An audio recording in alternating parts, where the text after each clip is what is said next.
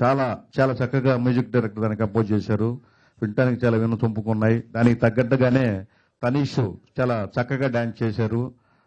ప్రతి సాంగ్ కూడా చూడాలనిపించేటట్టుగా ఉన్నాయి. మరి టీజర్ కానీ ప్రోమోస్ కానీ బ్యాండ్ బాజాయిలో అన్నీ కూడా చాలా అంటే 100% ఈ సినిమా హిట్ అయ్యే విధంగా కనపడతా ఉన్నాయి చూస్తుంటే. నయీం గారు దీంతో ఒక మంచి గొప్ప విజయాన్ని సాధించబోతున్నారు. అదేవిధంగా నాగేష్ ఇప్పటి నుంచో మరి మేమిద్దరం మంచి ఫ్రెండ్స్. ఆయన ఈ కథ అప్పుడప్పుడు కూడా డిస్కస్ చేయటం జరిగింది. ఆయన కూడా దర్శకుడుగా గొప్ప ఉన్నత స్థాయికి సినిమాతో ఎదుగుతాడని, అలాగనే మ్యూజిక్ డైరెక్టర్ కూడా మంచి పేరు వస్తుందని మార్చుతున్నాను. Thank you. టైటిల్ వినగానే ఆడియన్స్ డెఫినెట్లీ థియేటర్కి వచ్చేలాగా ఉంది. Title very catch. So songs చాలా బాగున్నాయండి. తనీష్కి ఇది మళ్ళీ పెద్ద హిట్ అవుతుంది. నయీం లాంటి నిర్మాత అంటే సినిమా పరిశ్రమలో చాలామంది నిర్మాతలు నష్టపోతారు, కానీ లాభాల్లో ఉన్న నిర్మాత నయీం. నిజంగా గ్రేట్. నయీం దగ్గర మేము ఇన్ని సినిమాలు తీసినా ఇంకా నేర్చుకోవాలనిపించింది నాకు. మొన్న ఆయన చెప్తుంటే మీ దగ్గర నేర్చుకుంటే బాగుంటుంది అనిపించింది. అలాగే నగేష్ నాకు చాలా సంవత్సరాల నుంచి మంచి friend.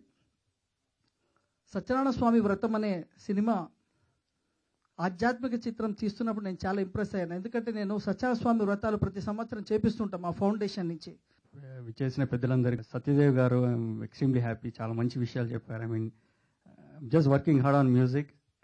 Thanks sir really for saying good things on me. Naeem గారు is a very good producer and he had really encouraged me a lot. ఈ మూవీ మంచి సక్సెస్ అవుతుంది. Songs wise it's a very good commercial movie. I thank Tanish గారు for supporting me a lot. ఆయన special interest తీసుకున్నారు songs అన్ని కూడా. And extremely thank you sir. And I thank Nagesh గారు. He really did lots of good job for me. And మంచి selection చేసుకున్నారు songs అని కూడా. I thank my all technicians, singers, Padmakar, ji Continua is here, and everyone. I thank everyone. Also want to thank the entire team of Band Baja, especially Nagesh sir, Naeem ji, Tanish, Amar ji, and the entire team of Band Baja for supporting me throughout. I hope you loved our music and will keep us blessed.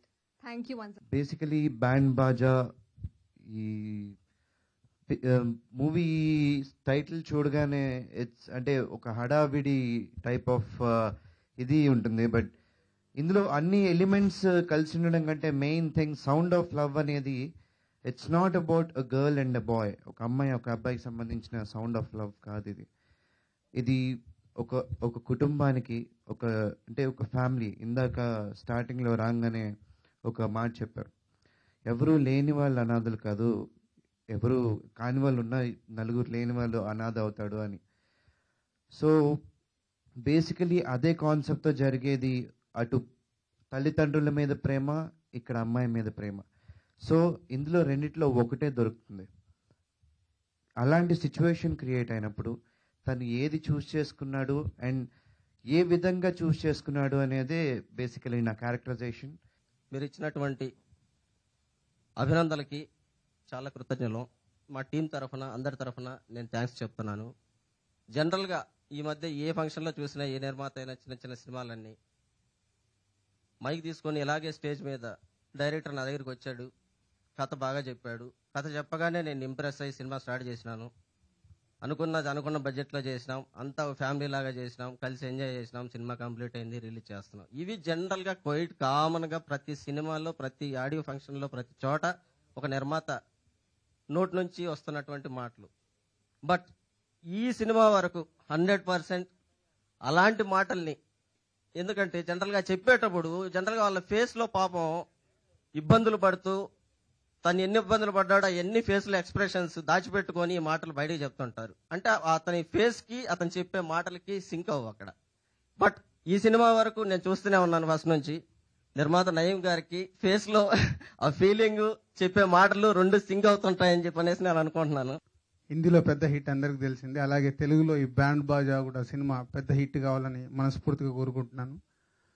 And especially సాధారణంగా నేను ఫంక్షన్లకి చాలా తక్కువ attend అవుతుంటాను, మీ అందరికీ తెలుసు. ఈ ఫంక్షన్కి రావడానికి మెయిన్ రీజన్ నయీం.